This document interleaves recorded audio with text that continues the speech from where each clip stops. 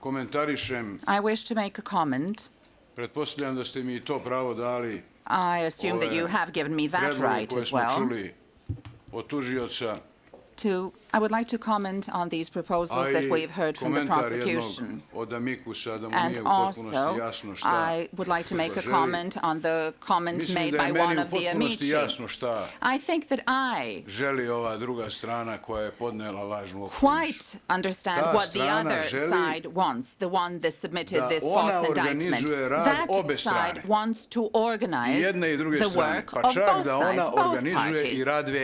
They even want to organize the work of the trial chamber with this idea of some kind of a document that is supposed to serve the interests of all three sides, and that one side will hold and manage, and in this way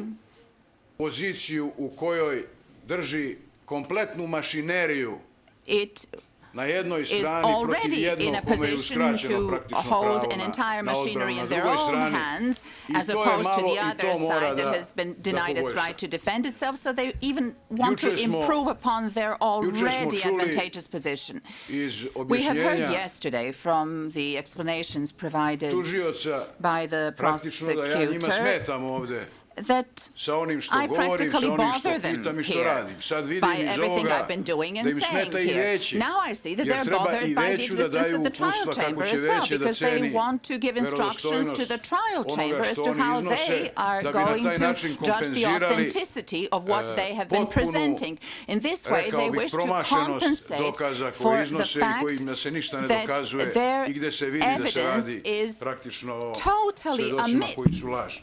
These are false witnesses. Even Judge Robinson, as far as I have understood things, made a comment to the effect that the prosecutor went too far by making such a submission. I should say that this is putting it very mildly when commenting upon what the prosecutor has done. It is quite clear that with this idea, the prosecutor wants the prosecution to take over for both parties. That is to say, to take over my function as well, and perhaps even yours, that of the trial chamber. Perhaps the best thing would be if all would refrain from their activities whatsoever, and that the prosecution simply pronounce their ruling, their decision on the basis of all these verbal resources that are being used to deny material facts. In order to make a comparison to what they have been doing, Osama bin Laden could bring you as many witnesses also from Kosovo and Metohija who could swear that they saw with their own eyes George Bush throwing grenades and bombs on Pentagon and the White House. Verbal resources cannot be used to altogether annul something that has been seen by the entire world. This cannot annul the activities of the KLA or the NATO aggression, especially not in this way in which the prosecutor has been working with his ambition. Mr. Milosevic, I'm going to stop you now. You've made your point. In fact, we had already ruled that we are not going to look at that document. What we've said is this: the prosecution can produce the document at the end of the proceedings when it will be part of their submissions to the trial chamber. That is all it will be. And the fears you've expressed, you need have no trouble about. The trial chamber are not going to look at it. Thank you very much. Let's hear the witnesses now. Morning. One matter Judge Robinson wants to raise. Mr. Milosevic, you remember yesterday I commended Mr. Topuskovich for the role that he played in cross-examining a witness on the witness statement. I commended him because he was endeavoring to pinpoint in the witness statement information or evidence which tended to contradict what the witness said in court. Now, he did that because you have taken the position not to read the witness statement, and that's your right. But I want to suggest to you that your interest would be better served by reading the witness statements, which are in fact not very long. For this reason, the witness statements will quite often contain information and evidence which might contradict what is said in court. And you would be in a better position to make better use of that contradiction than the amicus curiae, for the very simple reason that you have more information about the matters than the amicus. So I want to leave it to you for your consideration that in the interest of your defense, you would be well advised to read the witness statements in putting forward your case before us. You know?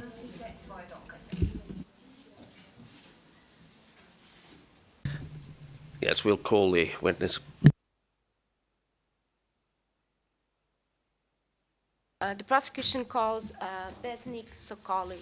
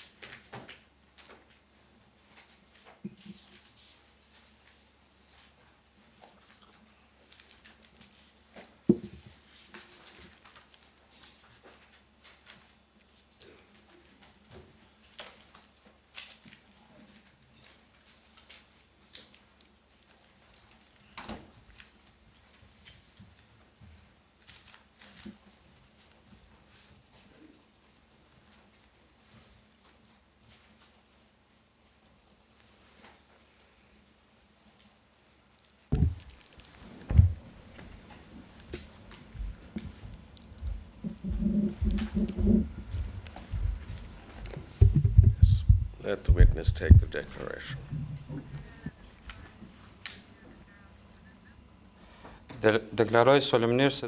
I solemnly declare that I will speak the truth, the whole truth, and nothing but the truth. Yes, if you'd like to take a seat.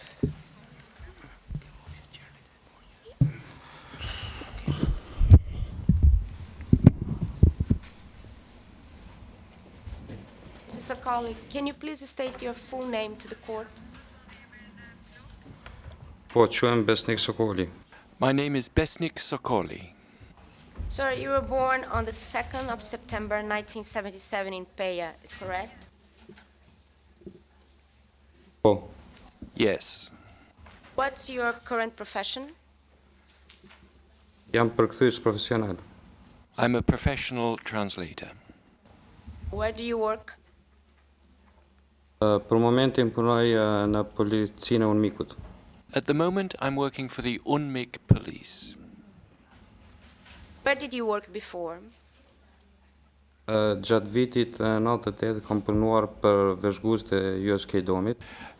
1998, I worked for the US KDOM Observer, then for the OSCE, and after the war, I worked for the ICTY. What was your work for the ICTY?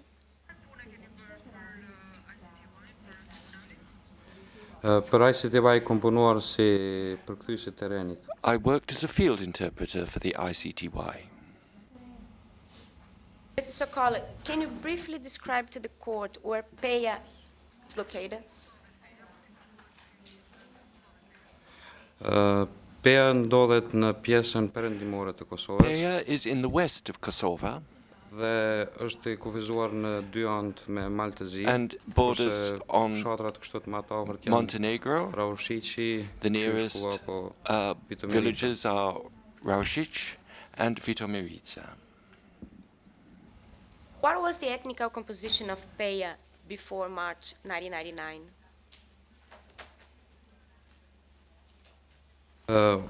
Unë besoj prafërsisht aty 90% kanë qenë shqiptarë. I believe that about 90% were Albanians.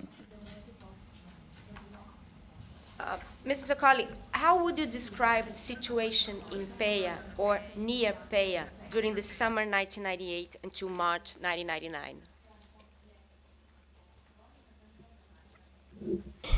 It was very tense, especially after certain incidents that happened. And as a staff member for the OSCE, I suffered some mistreatment. And the Serbs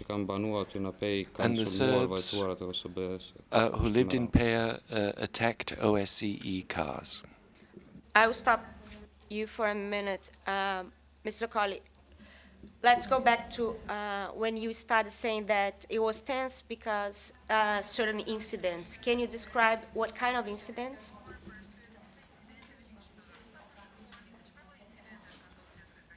I don't remember the exact dates, but I think it was December, and there was an incident when 6 Serbs were killed in a cafe. Do you know who killed the Serbs? No, I don't know, but according to rumors that I've heard, there was a certain argument among the Serbs themselves. And what was the argument? No. I think you didn't understand my question, Mr. Sokoli. Do you know what was the argument that they were exchanging among themselves?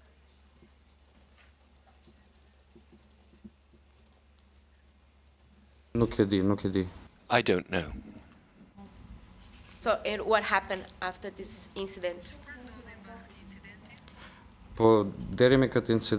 Until that incident, we went to work more freely. I'm talking of myself. But after this incident,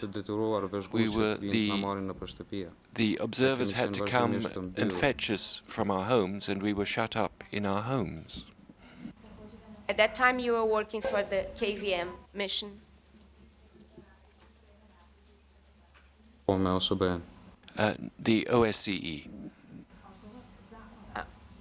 At that time, was the Serb army present in Peja during 1998 and before March 1999?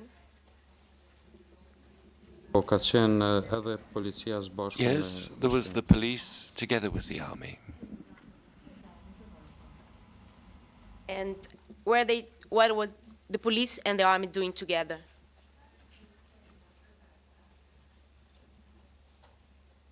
I don't know how to reply.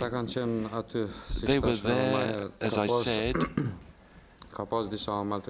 There was some mistreatment of the Albanian population by Serbian civilians, and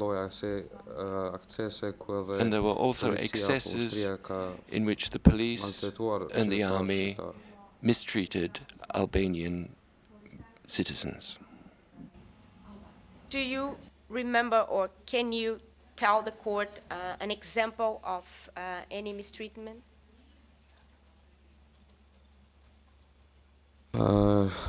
For example, the day after the incident I described earlier, in the center of Peja,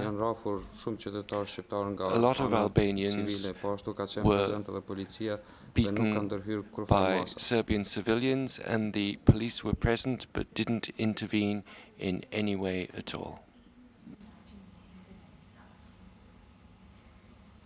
So, colleague, were you or any members of your family associated to the KLA at any time?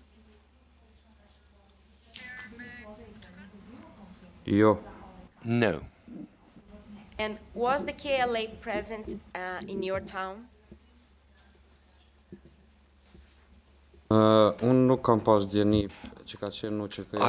wasn't aware that the KLA was in the city of Peja, and the only information I have about the KLA I obtained from the media and the television. They were mostly deployed among the hills and the villages. Do you remember seeing them coming to the town? I mean, to Peja? No, not before the war. And after the war? Yes, I saw them. I saw members of the KLA after the war. Do you know about fights between the Serb forces and the KLA during 1998?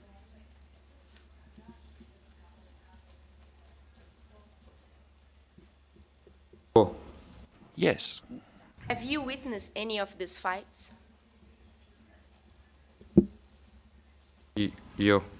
No. So how did you become aware of the fights?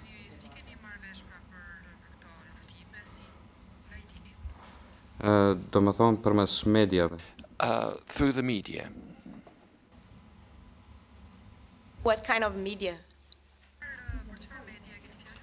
I think news, such as the BBC and Euronews, and so forth.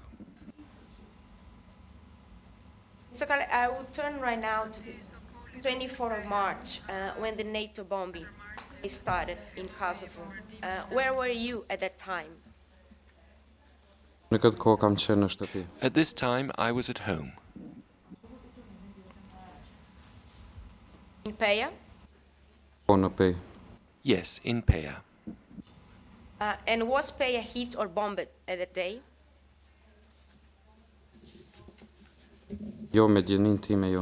Not to my knowledge.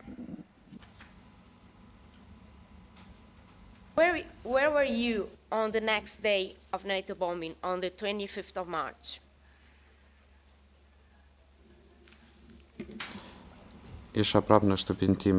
I was still at home on that day. Were you alone at home? No, I was with my family and also with the Bobby family, my neighbors. How many people in total in your house? 10.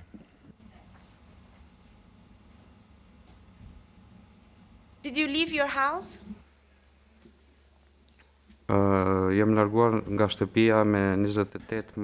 left my home on 28th of March, Sunday.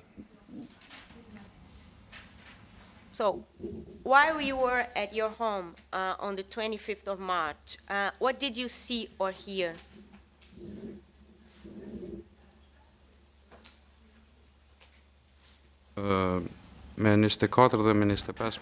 On the 24th and 25th, it was relatively calm, but on the evening of the 25th and on the 26th and 27th, there was shelling in a neighborhood near my neighborhood called Zadra,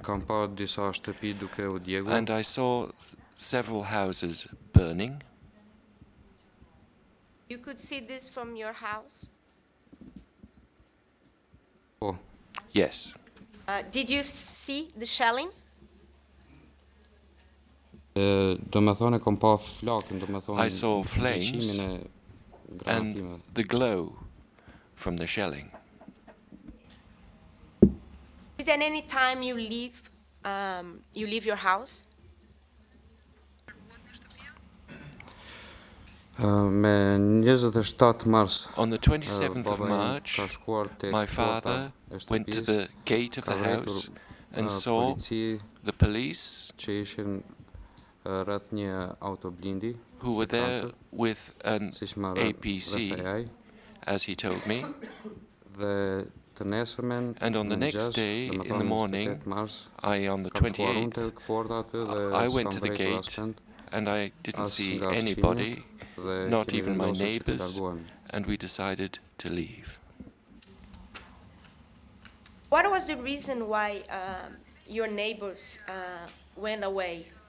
What was the situation at that time?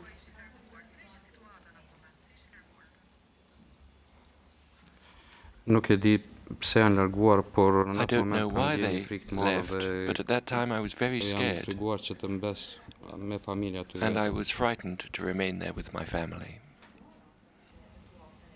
So you remained in your house for 2 days, and you said that on the 28th of March you left. So can you describe what happened on the 28th of March? On the 28th of March, Sunday, we went together, my family and the Borby family went to my aunt's house in another part of the city, in a neighborhood called Jemal Kada, and we went through the lanes so that the police and army wouldn't see us.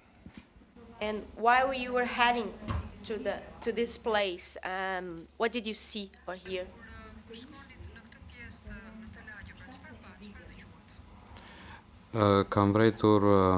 I noticed a large police presence, burned houses, looted broken shops, and all their property stolen. Mr. Colley, let's go back to the point that you mentioned, large police presence. How many policemen did you see at that time? I can't give a number because they were always moving, but I would say more than 50. And how were they dressed? Did they have uniforms? Yes, they were in uniforms. Can you describe the uniform?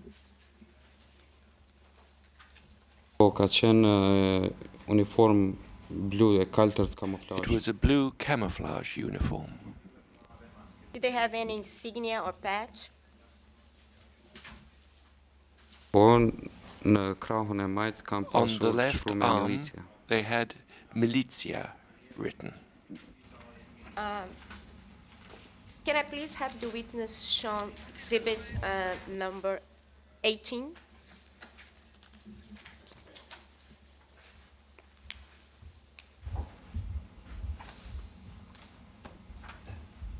Mr. Colley, I'll ask you to look at this series of photos and indicate to the court if you find any uniforms similar to the ones you saw at that day.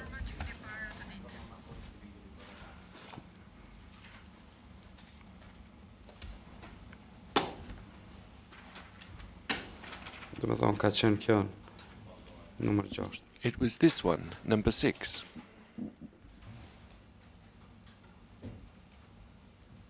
Thank you. It's fine. Yeah.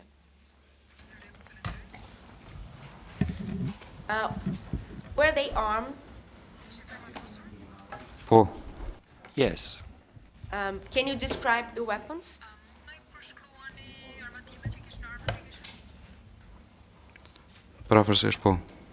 Roughly, yes.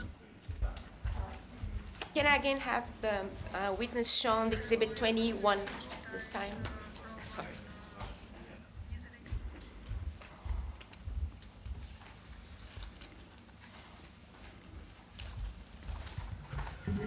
Mr. Colley, please, if you can, take a look in this series of photos and indicate if you can identify any of the weapons that you saw them carrying at that time.